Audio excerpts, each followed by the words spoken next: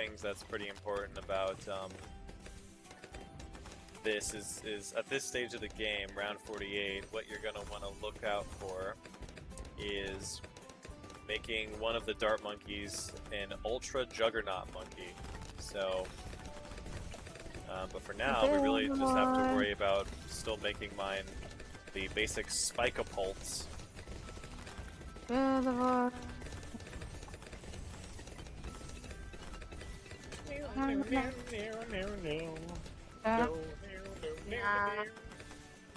feel like Bloons Tower Defense music kind of slaps, you might say. Might higgers. What? What? Yo, that's like when I say that one bug on bug spray. You know that one bug on bug spray? Yeah. Yeah, I know. Yeah. Bro, Arrowbow is live. I love it. Oh, is he? Are you watching him on the phone? Arrowbow! Yeah, wouldn't it be funny if I actually, like, I don't know, like, collabed with him or something? What if I got him in, like, a video? Like, while he was streaming. I'd be like, hey, Arrowbow, what's up? And he just goes, nothing much, Manny, what about you? And I'm like, you're in my video. And he'd be like, oh, word? Because that's how we roll. You kind of just drag him into the bit. Because it's all about getting that real reaction. Oh god. So speaking of rewatching things and diving down generational rabbit holes, although this is a fairly recent thing, Diana is rewatching Game of Thrones. We're watching Game of Thrones. And we're also watching a YouTuber rewatching Game of Thrones. His name is Brad Evans. Please go like and subscribe to his channel. Yeah, shout out to Brad Evans. It's really fun actually watching a dude. It's fun watching someone else kind of relive like a show, because besides like the parasocial aspect of being all like, ooh, I'm sort of, you know, watching like a friend kind of like go through all the same twists and turns. It's something like it's just sort of fun to get back into the show like myself, and kind of test my own memory and be like, oh man, like how much of this do I remember? You know, how much of this do I? And we still have the last remember incorrectly? The most recent episode of his, the 9 through 10 that we have to watch. Yeah. Because it's so intriguing because when you talk about Game of Thrones, of course, you know, you talk about the distinction between the books and the show, because the show went off from the books and people did not like that, because it sort of soured the quality of the show. And then you think about the books, and it's like, well, the books are somewhat in jeopardy as well, because, you know, he hasn't been finishing the books, and so it's like, oh, okay. So I'm sorry, it makes me so mad. And that's why I found Game of Thrones books in the middle of a Goodwill, and not just rebrandished in Books A Million. But I guess, so I don't know if it's been too long, if there's like a new trio of like concurrent contemporary authors of fantasy these days. But about like a good half a year ago, I'm pretty sure, like, is the trio still the same with like Brandon Sanderson, Sarah J. Maas, and Patrick Rothfuss? I think so. Because I think that's the new trio. Because when we were at the mall last time with the One True Blue, don't say his name.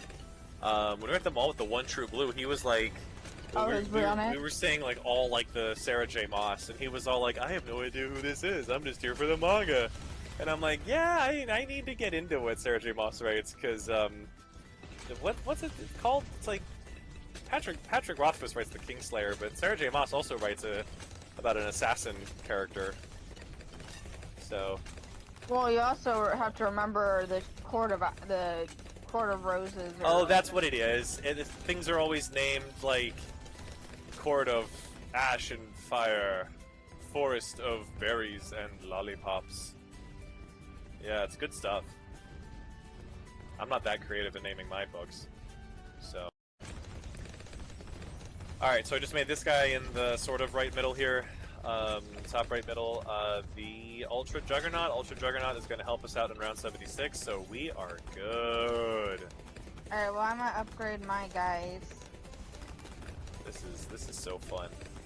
Once you have Ultra Juggernaut, you're and you know everything else, you know, tickling the rest of the board, you're set. So you just kind of sit back and now watch. We have the In ultimate fact, druid. Do you see our druid? See I how want to play more Bunny ultimate he Boys. is? Dude, he's very ultimate.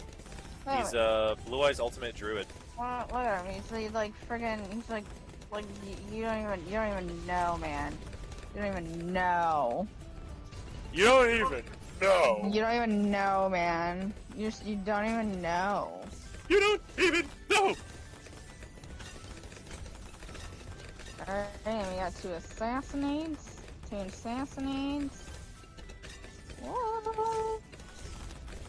2 assassinates. Whoa. 2 assassinates. What are you singing? What is this? Got 2 assassinates. It's a scary song you're singing over there. 2 assassins. 2 assassinates. Woo. 2 assassinates. Woo. I'm at level 23.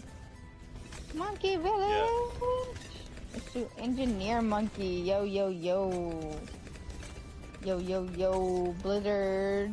Yo, yo, yo. Assassinates. Assassinate monsters.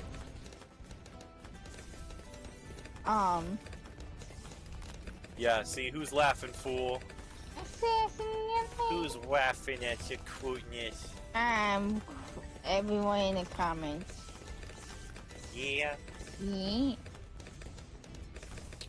What was the incident at your high school is the current question on, I'm assuming, r/ask Reddit. At my high school, I've not been in high school since 2017. So Yeah, crazy. I don't have an answer to I that feel question. like, you know, it's so funny because it was kind of like Harry Potter. Every year there was an incident, really. Like, there wasn't a year that didn't have an incident. Like, not really. I mean, good lord. I mean, even my freshman year of high school, there was a lot of catfights. Sophomore year of high school, there was, like, I think there were some pregnancies, and then in junior year, I think junior year, I might have been the incident. No, and then What? senior year, no, I'm kidding. Junior year, yeah, junior year was, it was a busy year. It was just a year of busyness, really. And then, what it was. I was in a musical. I was in a VOTEC class, which means vocational technical. Oh wow! I was very busy, and then other people were too. I was friends with this one girl who was a senior. She was a year above me, and she wasn't as social as she was when I was a sophomore and she was a junior because she was really, really busy with learning how to play violin. Did you do anything fun? Yeah, I mean, define fun. Not everything academic. Well, these were extracurriculars: the vocational, technical, and the musical. Okay, but did you like creative writing? That didn't really blast off until like. So I did a lot of creative writing in freshman to sophomore year, sort of. It was a lot of freshman year creative writing, and then and in fact, so here's something really cringy. So freshman year high school writing, I had a creative writing class. And you know, I don't know if this is usually like a standard thing in creative writing. The first 5 to 10 minutes in class, you do warm-ups where you write in a diary or a journal. And they said you can write about whatever you want. And you could even like role play. And so I roleplayed being a character from like Skyrim and the Elder Scrolls whenever I would write in a diary, and I'd be like, day 21, I'm in the tundras of Skyrim fighting off, ice mages and vampires from the Dawn Guard. You know what I mean? Like stuff like that. Obviously the Dawn Guard is the group that's trying to kill vampires, but yeah, like it's